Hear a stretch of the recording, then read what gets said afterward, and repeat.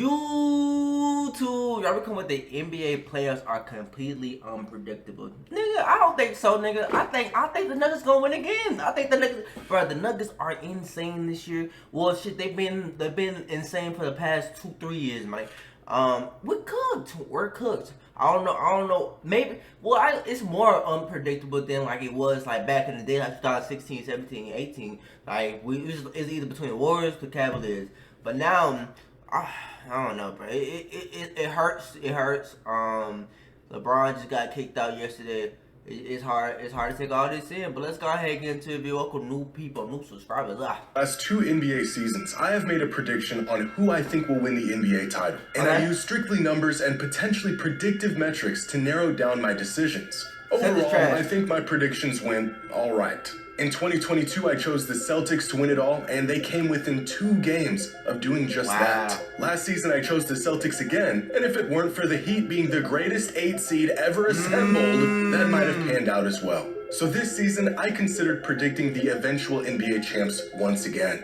By the way, I think it's going to be the Nuggets. But as fun as these experiments are, the reality is numbers will never get you all the way to the correct conclusion, no matter how many metrics you factor in. The game is just too unpredictable. And just a week into the NBA playoffs, we all got a jarring reminder of just how unpredictable it can be. But Game 2 of the Lakers-Nuggets series in particular really crushed my hopes of ever being able to pin down D-Lo, I still want to beat your ass on any sort of coherent prediction. After being down 20 points in the 3rd quarter, the Nuggets crawled back and completed one of the largest comebacks in playoff history. Jokic is nearly perfect as usual to close out the game. Jamal Murray summoned his inner Michael Jordan for the millionth time to put a dagger in the hearts of Lakers fans, and we were all stunned. But why was D-Lo still in the game, bro? I'm still pissed about this. Like I still don't understand why a nigga with 0 points. Did this comeback feel inevitable? The Nuggets were dead in the water at one point in this game, and yet I never felt like they were completely out of it. In no universe should a Miami Heat team without Jimmy Butler and Terry Rozier beat a 64-win Celtics team by double digits. Damn. And yet, was this game really all that surprising? Has the NBA, and specifically the playoffs, become more unpredictable than ever before? In the past, it always felt like there were teams who skated past the first round. Teams that seemed to be levitating above others on their way to the conference finals. But in today's NBA, all bets are off. Any team can win at any moment. Regular season performance. It's because of role players, Nick, bro. People are focusing on big three. We need a big three. Dumbass niggas, that shit don't work no more. It don't work, bro. It don't work no more. It don't work. You need a solid role-playing team, bro. Everybody can do something, not just 3 niggas. Because that's what we had in the Lakers. We had 2 niggas that could do it. We had a big two. That's it. The niggas couldn't do it. We needed something, but we needed our whole team. I'm not even gonna speak on this nigga because I drag it, bro. This video will be an hour long. Rui Hachimura, you not getting either, nigga. Fuck all y'all. Forget all y'all. Darvin Ham, I'm not gonna get on your ass either. It's becoming more and more irrelevant to postseason success. But why is this? Here's a relatively normal win probability chart. The line starts in the middle, where both teams have a 50-50 chance of winning. The closer the line gets to the top or the bottom, the better one of the team's chances of winning becomes. In this game, the Bucks took an early lead and held on to it until the end of the game. This is normal. Game 2 of the Sixers-Knicks series was not.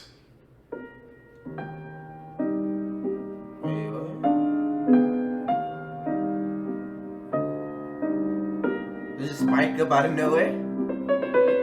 What?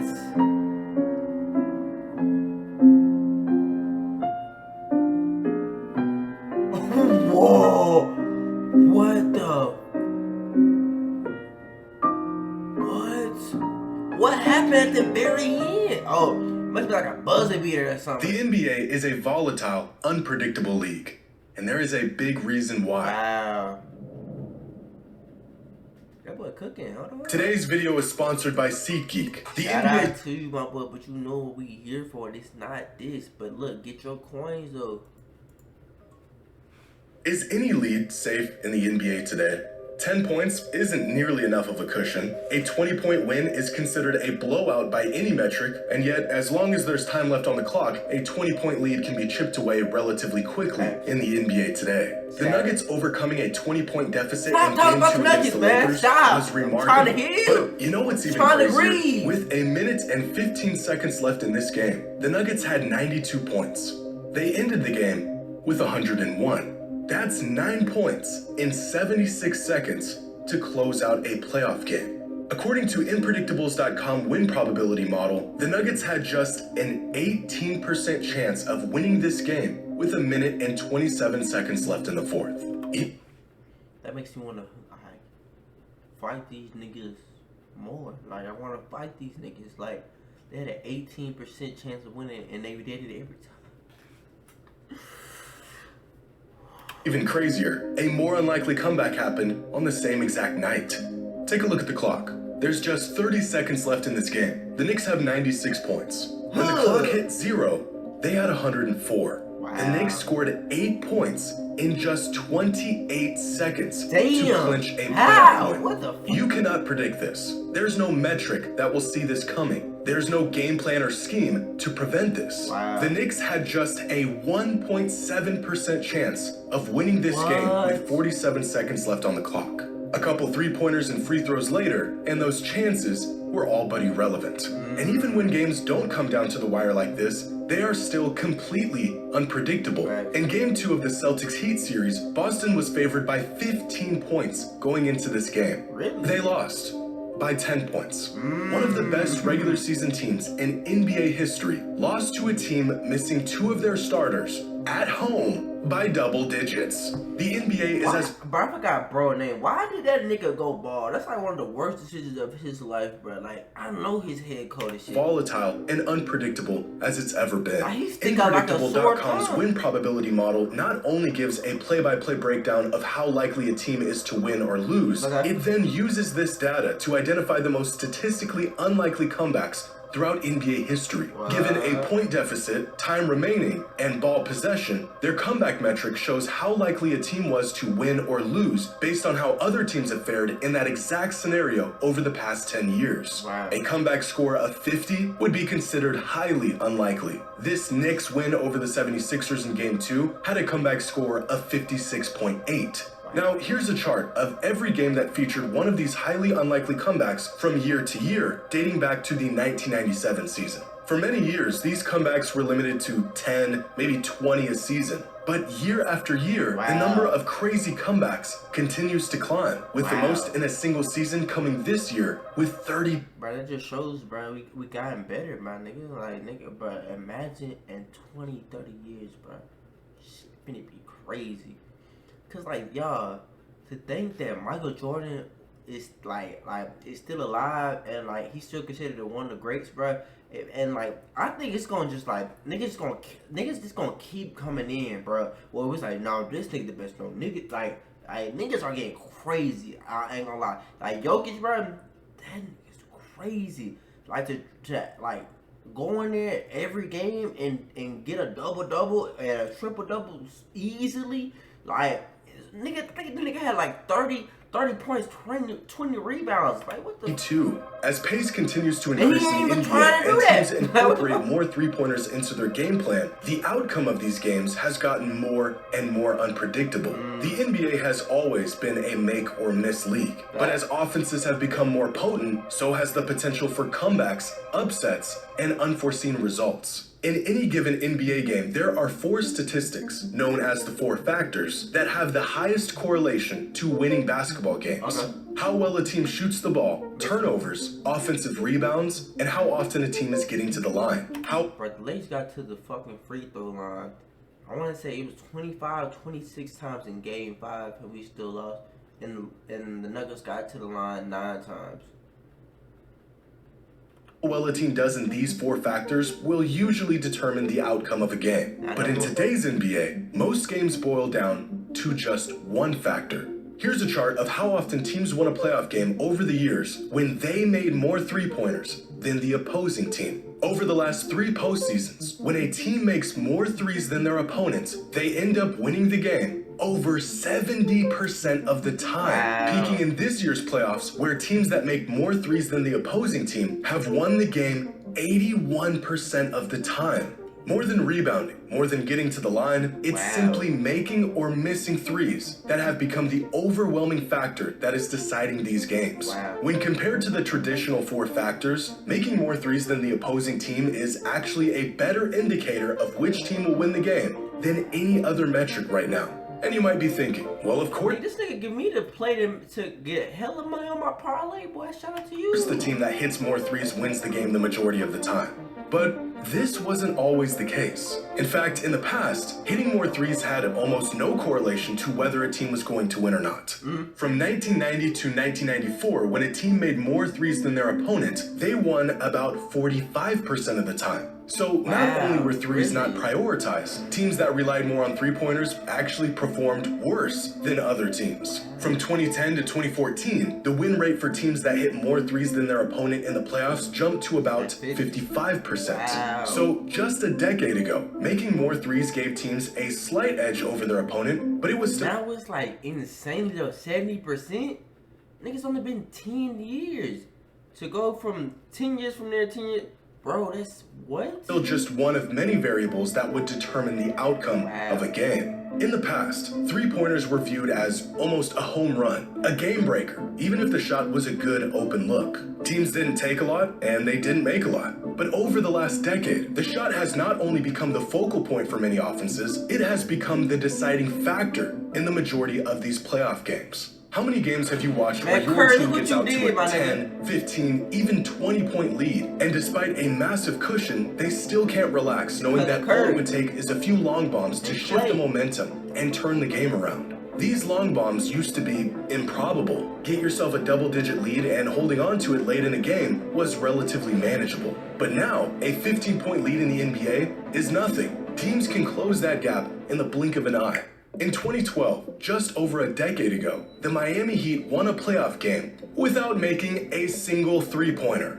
In those same playoffs, the Grizzlies had a game where they didn't make a single three and beat the Lob City Clippers by double digits. Here's a series in 2012 where the Jazz hit 9 threes throughout the entire series. Go back even further, and you'll see shooting volatility and the reliance on three-pointers dip even further. In 1994, the Celtics and Hornets combined for 13 made three-pointers throughout an entire playoff series. The Miami Heat just hit 13 threes in one half of a single game. Three-pointers are a high-variance shot inherently. High risk, high reward. When a team is only shooting 10 of them a game, this variance plays a marginal role on the outcome. The result of the game is a bit more expected. But when teams are shooting 35, 40 threes a game and hitting half of them, the game isn't just affected by these shots, the entire game hinges on the outcome of these shots. A team can miss a handful of shots and find themselves on the bad end of a 15-point run, and then flip the script, hit a handful of threes themselves, and seemingly out of nowhere, they have the lead. In their first 3 games against the Nuggets, the Lakers have held a double-digit lead at some point. Can you please stop? Point in the game. And yet, when watching these games, the score might as well be tied with how explosive the Nuggets offense is. And this volatility has seen a spike in the postseason in comparison to the regular season this year. Usually in the postseason, teams score less than they do in the regular season. The game slows down, teams have an entire series to prep for the opposing team's schemes and sets. Scoring gets more difficult. But over the last few seasons, this discrepancy from regular season performance to playoff performance has only grown larger. Between an increase in games missed from key players, injuries going into the playoffs, and the previous mentioned variance in shooting and scoring, a team doing well in the regular season has become more and more non-predictive of how they will do in the playoffs. Over the last 20 seasons, on average, teams are scoring about 3 to 4 less points in playoff games than they do in regular season games. So far, in the 2024 playoffs, the league is averaging 10.5 less points scored per game than they did in the regular season. That is an unprecedented gap. This fall-off in playoff scoring shows just how disconnected the regular season has gotten from the playoffs. This has always been the case, but it is far more prevalent now than ever before. Here's a moment in Game 2 of the Bucks-Pacers series. With less than 11 minutes left in the fourth quarter, the Pacers had a 4-point lead on the Bucks. Okay. That's a one-possession game. 5 minutes and 23 seconds later, the Pacers were up by 23 points. Here's Game 1 of the Suns T-Wolves series, where the Suns were down 15 points with about 10 minutes left in the fourth. Okay. Within 2 minutes of game time, 2 minutes? they were down by 25. Game 1, Heat.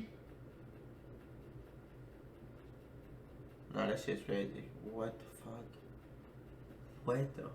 What the? 2 minutes? Versus Celtics. With 3:32 left in the third quarter, the Heat were down 17. A lot, but still very manageable. Yeah. 3 minutes later, the Heat were losing by 32 points. What? These kinds of scoring outbursts are happening all the time now. What? And they end up being the deciding factor of these games more and more often. Andrew Lopez of ESPN wrote a great article on this in March of this year, detailing the change in scoring variance the league has seen over the last few years and how some players and coaches are reacting to these scoring explosions. Wow. Victor Wembanyama said during his time in the NBA so far, he's learned a 20-point lead is nothing. Minnesota head coach Chris Finch was also quoted saying, "You see a lot of unpredictable results regardless of the point differential and the margins of the score. Like, wow, how'd that team beat that team?" And then you look at the column and they made 22 threes. There was a time where you weren't taking 20 threes in a game. It's all down to that. But the most eye-opening part about this article... Shit, you wouldn't take a 23s in a goddamn week. Back in the was day. this stat. When Shit, a Steve month, Kerr bro. began his tenure with Golden State, the Warriors strung together 114 consecutive wins when holding a lead of at least 15 points. Now, the longest active streak when taking a 15-point lead is just 35. No lead is safe, and any team can win at any time. I heard a really good analogy about how scoring volatility has altered the NBA, and it's probably the simplest way to understand exactly what's going on in these games. Okay. You ever play Mario Kart? Yeah. Yeah, the racing game for children. Well, in that game, For everybody, nigga. Don't downplay Mario Kart for everybody, nigga. For all shit. whenever you get out to a massive lead, the game will artificially speed up the AI racers so they can catch up to you and make the race more competitive. Dead ass? On God and the people that. And if you fall behind, the AI racers will slow down so you can catch up. This is a mechanism built I thought I into was the a game god! called rubber banding. The mechanism exists so if you're really Y'all good at the some game, hoes. it still remains challenging. man, wait. And if you're not so good at the game, you still have a chance to win. No matter the gap between you and the other racers, the game will close it and make the races competitive. What? Scoring variance, 3-point volatility, That's some and whole shot ass- making has triggered this rubber banding in the NBA. When a team jumps ahead by too much, the other team comes racing back. Got a team that is the deepest, most talented team in the league? Yeah, well, we have 3-pointers, and we know how to use them. Just went on a hot streak, hit a bunch of shots, got out to a lead. That's alright. You'll eventually get cold and we'll hit an improbable amount of 3-pointers in a row to close the gap. A team can meet all the prerequisites to be a title contender. They could check all the boxes that past champions checked off. They could be the clear favorite in any given series. And still, the NBA is as unpredictable as ever, where no lead is safe and no team is safe. We're cooked. He basically said, nigga, we're cooked. We don't know. Hey, we don't know who's gonna win. Nigga, hey, they look good on paper. But shit, this team over here, they got threes. Man, y'all let me know what y'all think down below. I seen it in real life, bro. I was watching the Lakers. I'm like, bro, we up by 20, my nigga. We straight. We good.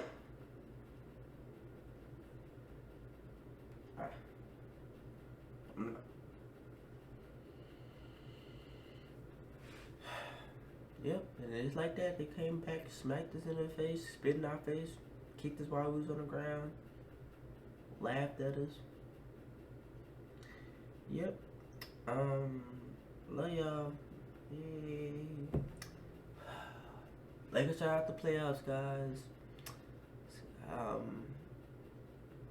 Leave your thoughts down below. We out. Ugh.